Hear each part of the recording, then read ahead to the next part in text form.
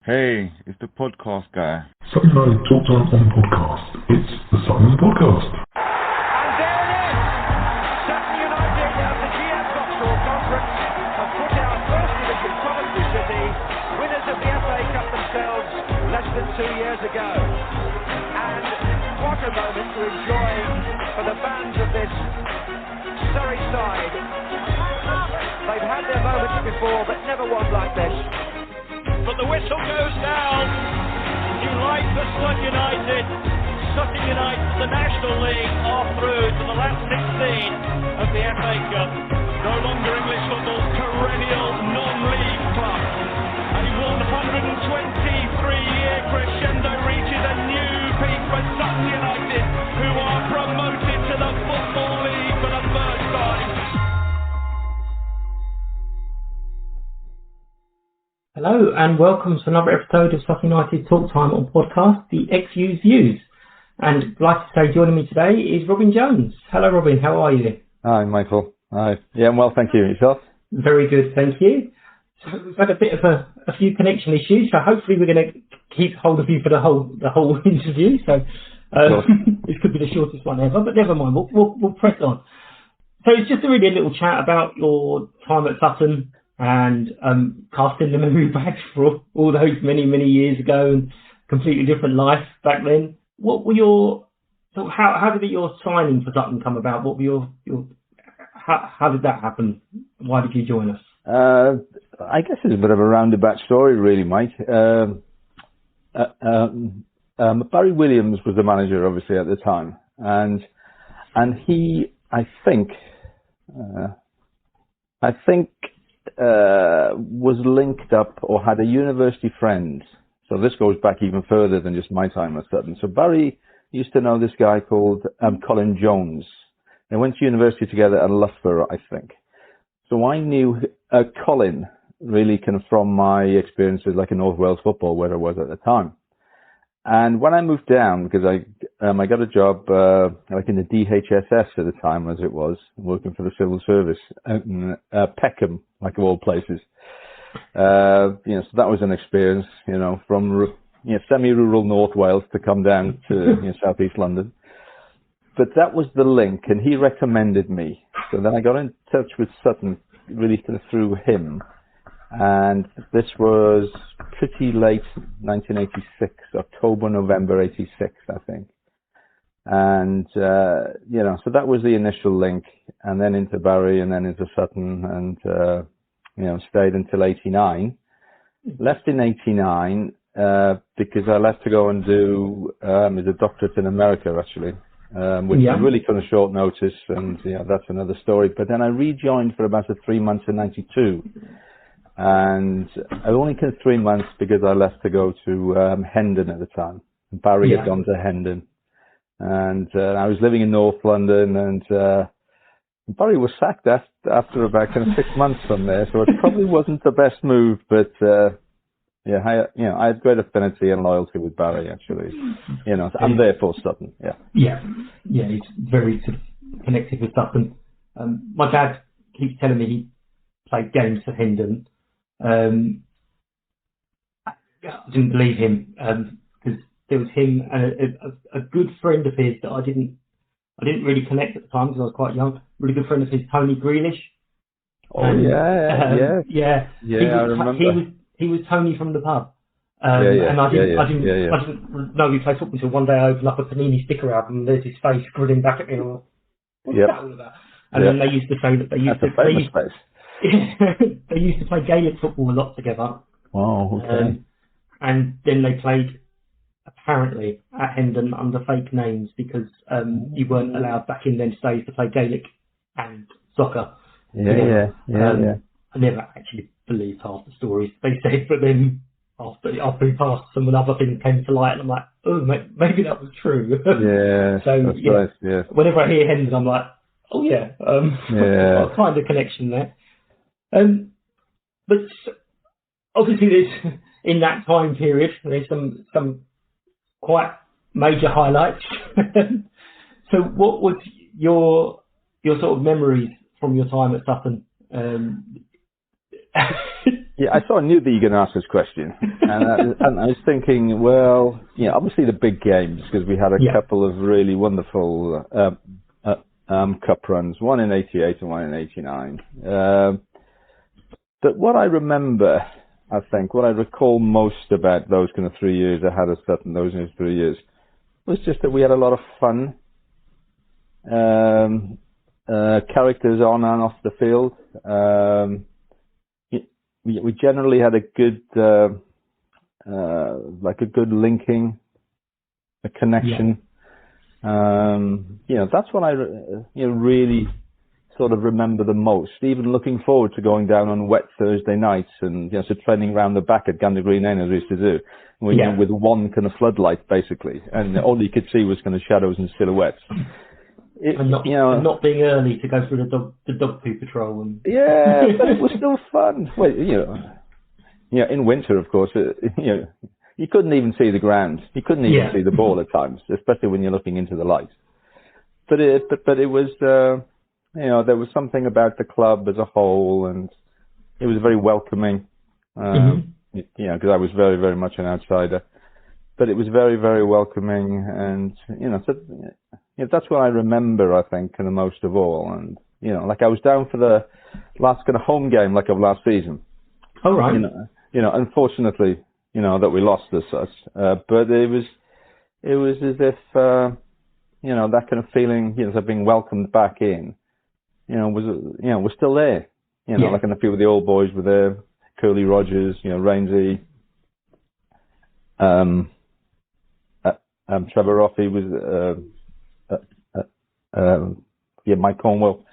So there was about 4 or 5 of us there, and it was really nice, and really enjoyed myself. Yeah, it's great. And you've been back for some of the sort of vet games, have you? Or? Yes, like a few years ago. Not in the last. I don't think I'm not sure there's been one. In COVID, obviously, but I came for, I can't remember the last one actually, Mike, but it was about 5, 6 years ago. Yeah. Barry was still there then. So, that was good. And we had like an overnight stay for one of them as well, which was good fun. Yeah. I've heard several times that as everyone's got into the dressing room, even sort of after all these years, all the old bands from Patter is just straight away. It is, and it's odd, because you sit in the same spot as you used to do as a player. You wouldn't anymore. Bench. It's, I know, but you just automatically went there, like everybody did. Yeah. It was surreal. So aside from obviously the camaraderie and the fun, what was your favourite memory? So again, obviously there's the big games. Yes. But what was your sort of standout memory from your time at Sutton? I have many. I mean, on the field, a Peterborough away, I think was the standout result. Which was one of the cup runs. It was the 88-89 one, I think. So winning away, is always something a bit special, even in, like in the National League as was, the Gola League as it was when we were there, so winning away was a big thing, but going there, I think, nobody really expected us to do very much, and it wasn't as if it was a lucky win, because we deserved the win, and, I remember thinking on the way back, okay, now that's something special. Yeah. On to the cup runs, I've said many times on this show that I missed the Coventry game because I was too nice. Shame. Well, all the papers at the time, because obviously that when that draw was made, all the papers were full of how Sutton had got to the same stage and played Middlesbrough the year before. That's right, yeah. I was quite young. I had hair back then. Me too. So I was kind of the thing of, this kind of thing must happen every year. What's the big deal? I left other fans get their tickets. I hope everyone appreciates it. And I didn't take one. But during those couple of years, what was so so good about the cup runs? I mean, what made us win those games? Because I mean, the Middlesbrough game, I know we didn't win that, but to get to that stage and draw with a good Middlesbrough side, and then obviously a huge win against Coventry. Yeah. What made it so sort of special, that team, for you? Oh, you're looking for a silver bullet here. I think it was an amalgamation of many things: right time, right place. These kind of things. But Barry and Wally, I think, you've got to look at those two, and the atmosphere that they established at the club. They obviously, had been there for a while. Had worked with, that squad largely. Obviously, I arrived late to that squad, but it was, as I said, it was, like it was edgy, like in some ways, and we had some steel attached to us as well. Nigel at the back. Who was Phil Dawson in midfield. They were well able to actually look after themselves as well. Tony Raines at left back was immense in lots of ways, and I think he was the embodiment of Sutton for me, really. Something about him has authority about it, a calmness about it as well, but with ability. So we fed off that. I think we fed off each other a lot, but we had a lot of fun. We actually enjoyed it, so, we knew that, that we didn't, the salaries weren't the highest at Sutton. How can I put it that way? Everybody knew that, which I thought was quite ironic when I came down, because I thought, oh, okay, the leafy lanes of Surrey, the affluence, there must be loads of dosh here. Obviously wasn't, but we were rich in other ways, and we sort of realised it, and therefore, we weren't searching for anything else. So it was an amalgamation of all of those things and more, I'm sure, that, but it was, it was a lovely kind of 18 months, a couple of years when the spotlight was on us as a consequence of FA Cup runs. I wish we'd have done more in the league, though. We'll come later. Yeah. So, on to the game. I mean, you would have spoken to death about it over the last sort of 30 odd years. But what was it like? I mean, I used to, as a kid, I was born and raised in Kilburn, North London. Oh yeah. And Cyril Regis had gone to the same school that I went to. He was an absolute hero. What was it like, sort of lining up in that little tunnel next to the Coventry play? I don't remember much about the game. I honestly don't. One of the things that I do remember, and I'll never forget, was after about sort of 5 minutes or maybe 8 minutes, I was thinking, I hope my second wind arrives pretty soon. And it never did. No.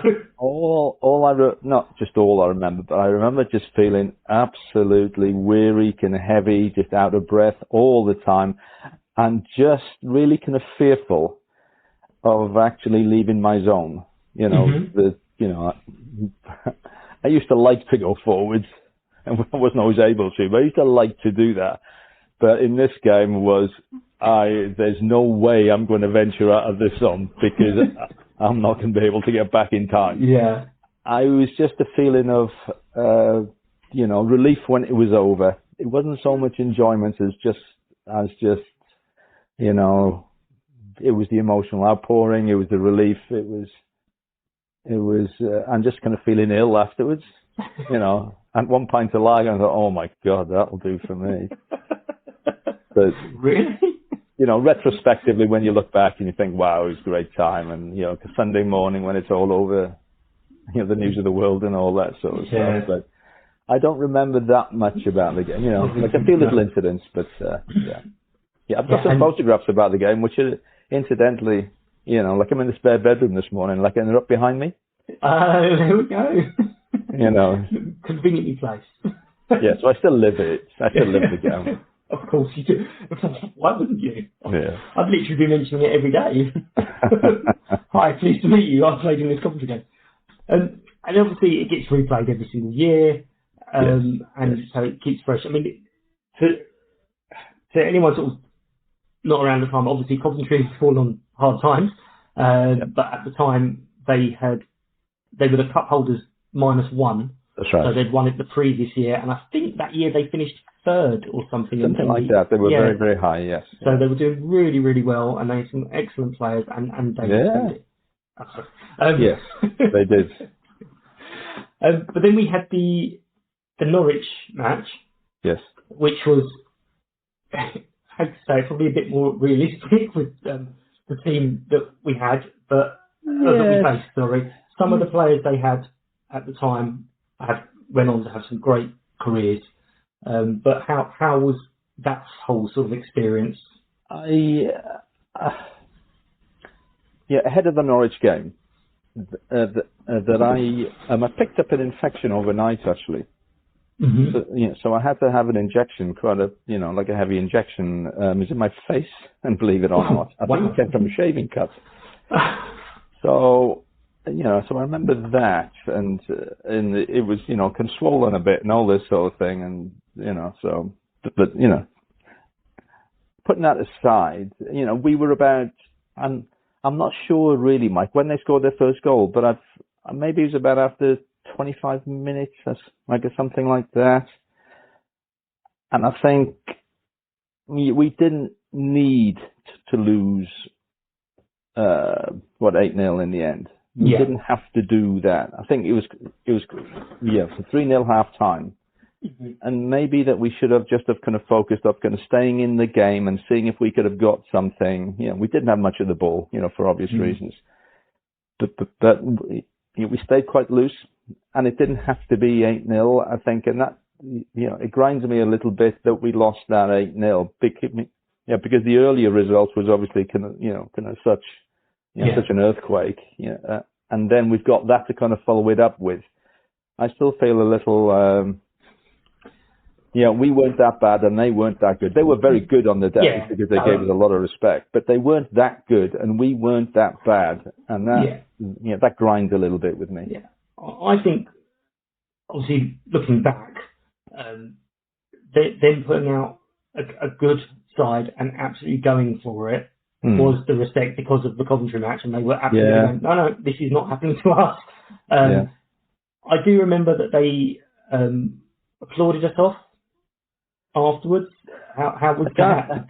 I can't remember. I was disappointed. Yeah. That was my overall thing. I wasn't in it for that kind of experience, No. But at the state, we'll leave there. But playing, was that one of the biggest stadiums you played in, or? Yes. Yeah, I probably think there was about 25,000 and 28,000. Yeah. Yes. It's the biggest crowd. Mm-hmm. I played in a few larger, kind of stadiums, but people rattling around in them, that sort of thing. Excellent. So here's a double question, and it might be the same person. Who do you think was the best player you played with at Sutton, and who was your best mate? Oh, no, that's me. I mean, how do you... So who did you sort of look at? Who was best on the ball? Who had best or who was the best organizer? Who was we all had these different attributes and things like who the best goal, who scored the most goals. Doesn't mean the best goal scorer. That's a. Who was the one if you were in trouble you thought I'm giving the ball to? Oh, that's Abel. That's easy. Okay, yeah, excellent. And I was lucky in a way because I played behind Abel, and I had this. I think it was an unwritten one, although I did mention it a couple of times. I said, look, I'll look after you, so don't worry about your defending as much, but you make sure you're available when I get it. It was a kind of a deal. Yeah, excellent. So definitely just not give the ball to Lenny. That's the important rule. That was a rule that we all had. Yeah. Because we knew he was going to break down on him, so it was. Are we ready for a counter attack? Lovely. And who was kind of like your best mate? Who was the one you were always getting in trouble with? I was close with Lenny actually. He became a godfather to one of my kids. I was close with Lenny, but we all had kind of friendships and like it was like a network of friendships rather than that it didn't really exist, and that was part of the strength that I mentioned earlier, I think. Yeah, you mentioned Tony's authority. I did another one of these with Matt Gray, who played with us a few years after you, and he mentioned one night falling out of a nightclub and hailing a taxi, and there was Tony going, "Get in." Okay, well. What about the supporters? Do you remember any supporters who were particularly supportive or negative? Because obviously, playing on a fullback, you would be hearing. I was near the crowd. No, not negative. And I've played in other places, in 4 other clubs where I haven't had the same reception. But no, like everyone was really supportive at Sutton, which was part of the whole kind of family stroke atmosphere. Even though I don't like that analogy of families, because I don't know of a family that's absolutely functional, but you get to know what I mean. That it was a very supportive environment. Yeah, I mean, for me, and one of the things is people tend to be as friendly as you want them to be. So I tend to go and just watch the game and leave off. Ever since I've been doing this, it's a bit more chit chat. But one thing I've noticed is an awful lot of players still stay in touch and remember their time at Sutton, and there's got to be a reason for that, and it is the whole atmosphere. Why do you think that is, Mike? Because you're there now, you live it, you know about the history as well as the current. There's a big connection all the way down. So last year, which was a great season, obviously, it was strange talking to other people from league clubs going, well, what's going on at Sutton? This is all a bit weird. And I'm like, what's going on at Sutton is everyone kind of knows each other, and the message from the chairman, the board, the chairman, the manager, the staff, the players, the fans is the same message. There's no anyone here going, well, this is what I want. No, this is what I want. Everyone is pulling in the same direction, and it's the same message. And it obviously helps that the chairman and most of the board are long-term supporters of the club, which indeed. Yeah. Other clubs don't have that. But it's just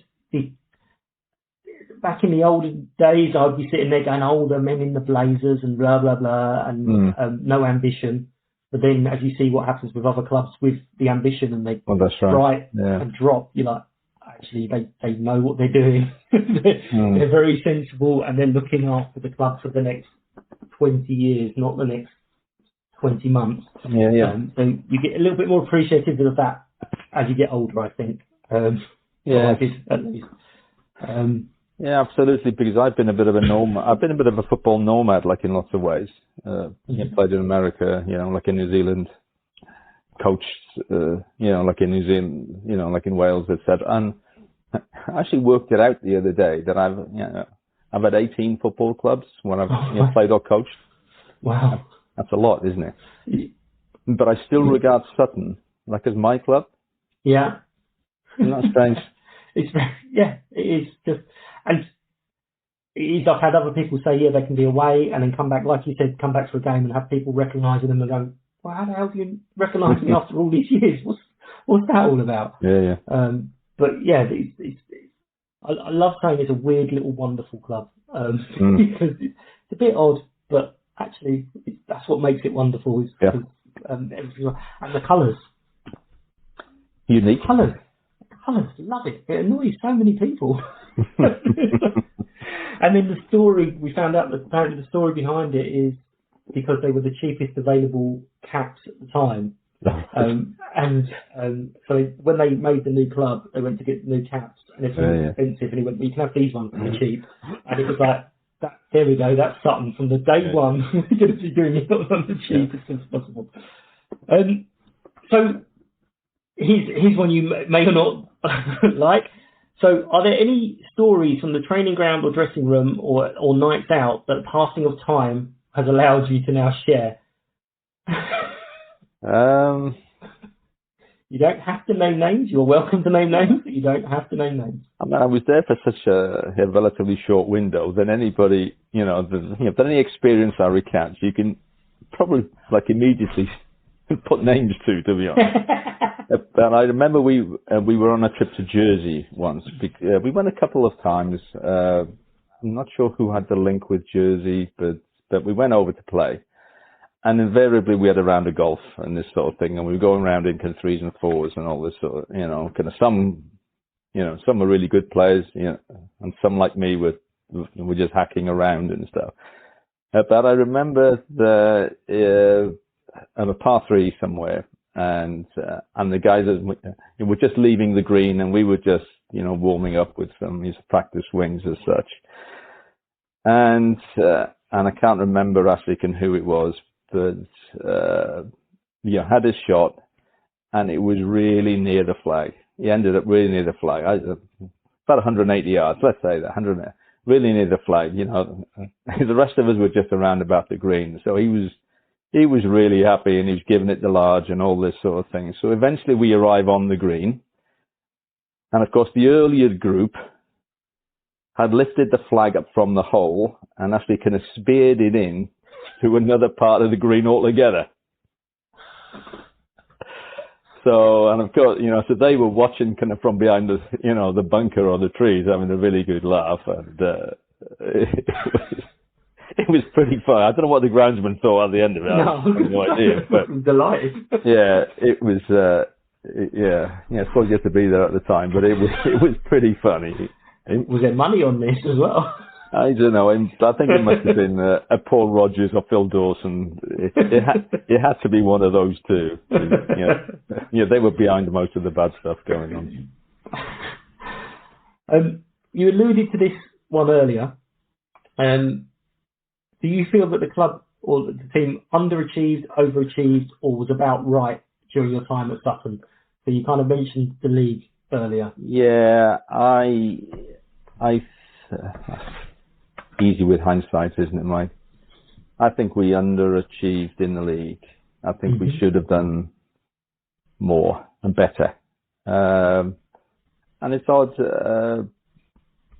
I had 3 really good FA Cup runs, 2 with Sutton, but I never got anywhere at all with the FA Trophy.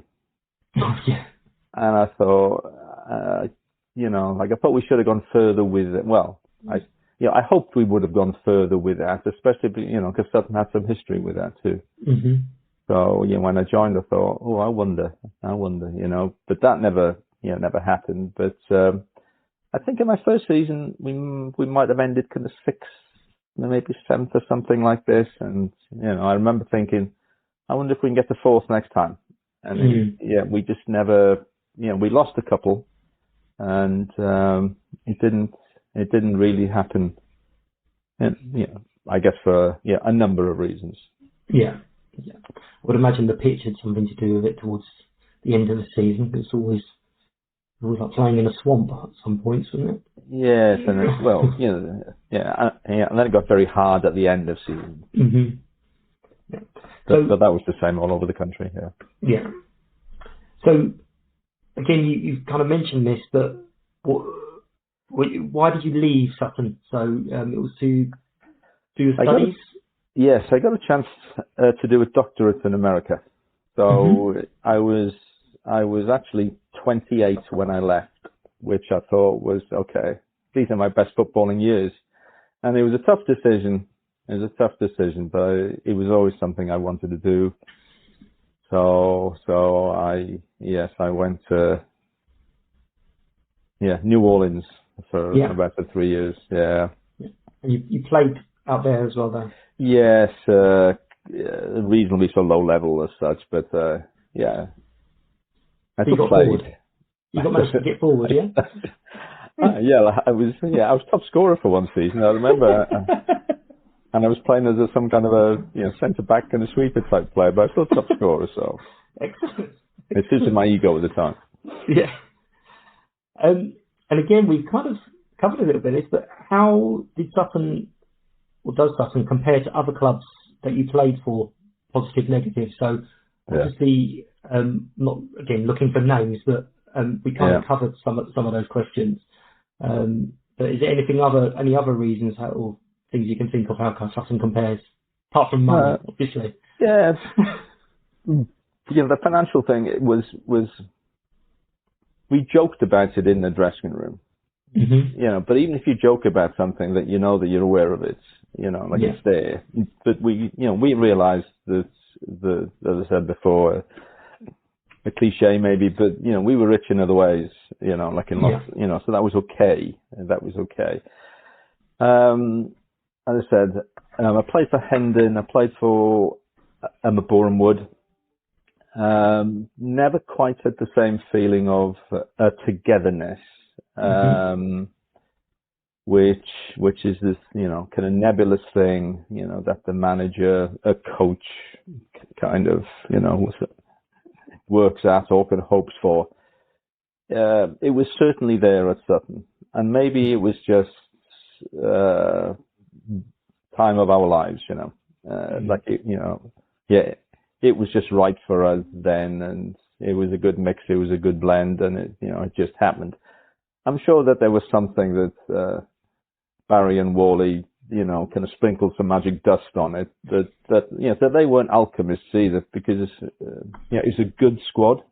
We were good footballers. So that's not to be perhaps underestimated as well. Yeah.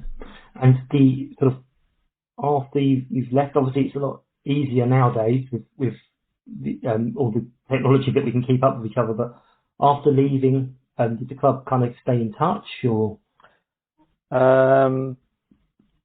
Not particularly. It's a lot easier now, of course, with kind of social media, and because some of us did. I remained friends with contactable friends with many, or few. But once the reunion started, even though I hadn't seen, like a few for like a number of, once we knew that the reunion's going to started, and I think Rainsy was instrumental in that, because he was the one that sent out the messages and texts and stuff. There was just no doubt that there wasn't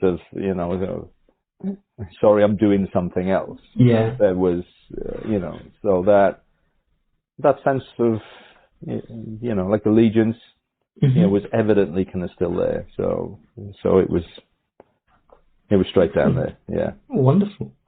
And do you know this? Do you keep up with the team? And did you ever think that you would play league football?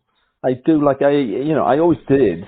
Something that my dad and I did actually. Like it was always, it was always the results I looked for. Usually after the Everton result, because I'm a lifelong Evertonian. But it was always looking at how they're doing, what they're doing, and then in the last a couple of years, I mean, really looking at and then, so Mickey Joyce has been obviously involved, and he's been very active in just making sure that everybody's involved. And this is, it's, really as a result of him that, we're having this chat this morning, and, that sort of stuff. But yeah, and it was really nice to go down, because I went down for the last kind of home game of last year. And I actually saw them in the first match of last year when they were away at, Forest Green. Cardiff in the Cardiff, the league one, and like I've got some links there, so like it was nice that I took my wife and we were in the hospitality, and met Bruce Elliott again, and say Fairbrother, all, so then I saw you away at Leighton Orient because it was my birthday, and one of my daughters lives in London, so I stayed in Hackney with her. Oh, okay. Yeah. But so I've seen you lose a couple of times. No, thanks. I've actually seen you lose 3 times. So I've decided I'm not sure, if it's a bad omen for me to come. But I wasn't putting it up in my head. Don't worry. I was like, hang on, lost that. I know. I was speaking to Steve Rogers days ago, actually. I know this is going to go out months later, but he was saying that he's loving it at the moment because his granddaughter is old enough to be at school and all the kids are talking about Sutton United, and she's like, hang on, you played for them, and he's like, I feel like a superhero at the moment. You'll hopefully have that in a couple of years. Yeah, well, you will. Yeah. Get out those pictures, get them colorised. Yeah.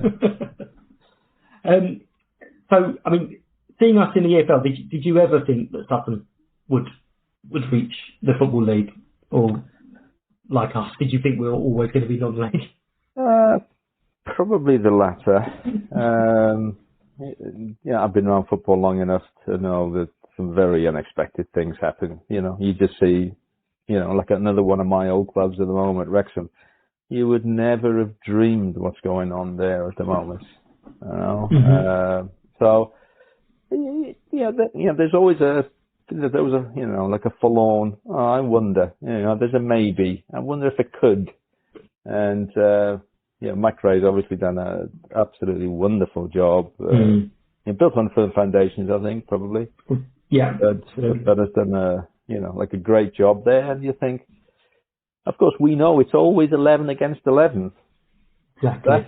That's what it really is. And you get a good run and the confidence and the self-esteem come back into it. And then there's another 11 against 11 competition. And you win that one and you go from there.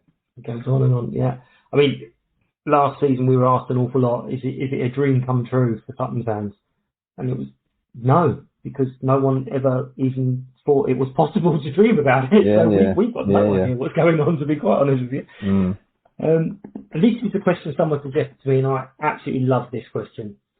So, prime Robyn Jones, what skills and qualities would you bring to the current Sutton side? Skills, I'm not so sure. I mean, one thing I thought I did bring, I played most of my football like ahead of Sutton up in the Northern Premier League, and so I had no fear to go to places like Runcorn, Halifax, Altrincham, difficult in places to go and get a result.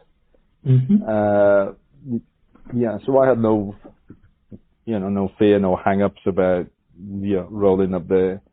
It's middle of February, when it's rain. When the rain goes upwards rather than downwards. And I think I may have brought kind of some of that.